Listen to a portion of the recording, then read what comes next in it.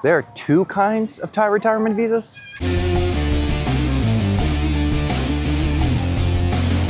All right, so as I said, there are two options that you have.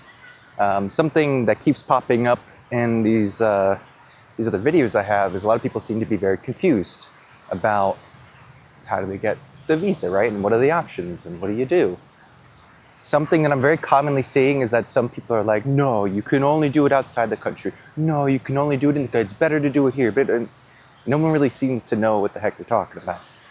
So from what I have been told, from all the visa agents that I spoke to about how this stuff works and everything I've read and experienced, the way it works is you have one kind of visa called the non-immigrant O visa that can be used for retirement.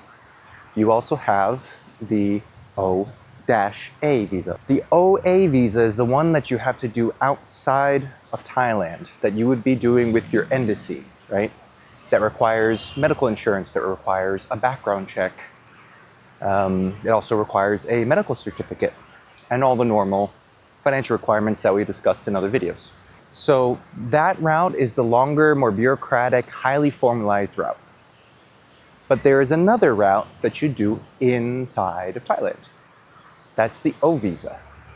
When you arrive, as long as you got all the documents that you need, right? Which is all like the financial requirements, deposits, income verification, all that sort of stuff. Obviously a passport, all those sorts of things.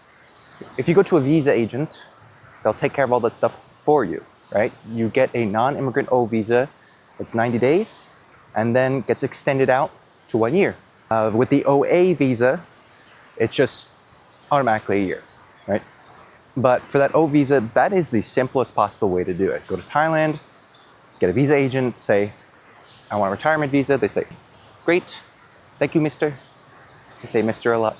And they'll hook you up. Now, some caveats, little details that are extra.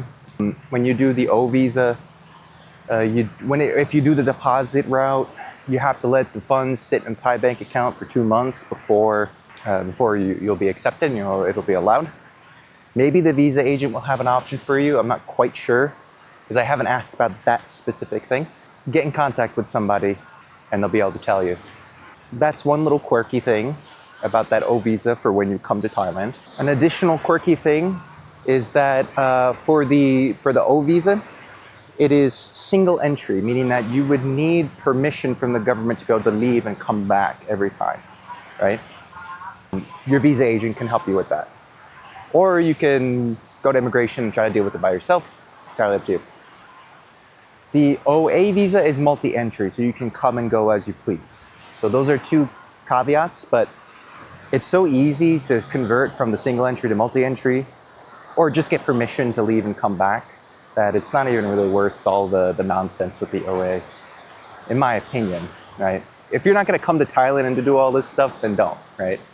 You can just do it from your own country and it's no big deal. But for anyone that's looking for an easier route, then my opinion and what many people have been commenting and what I've been reading, things on Reddit and from what the visa agents say, it's a heck of a lot easier to just come here, sign up.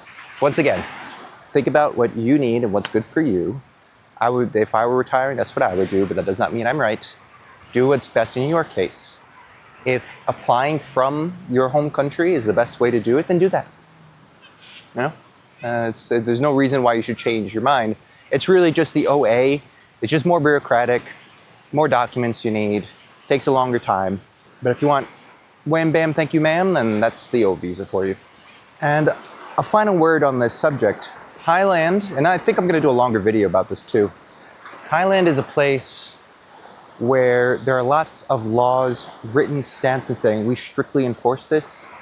And in practice, it's pretty squirrely. It's not exactly the way they say.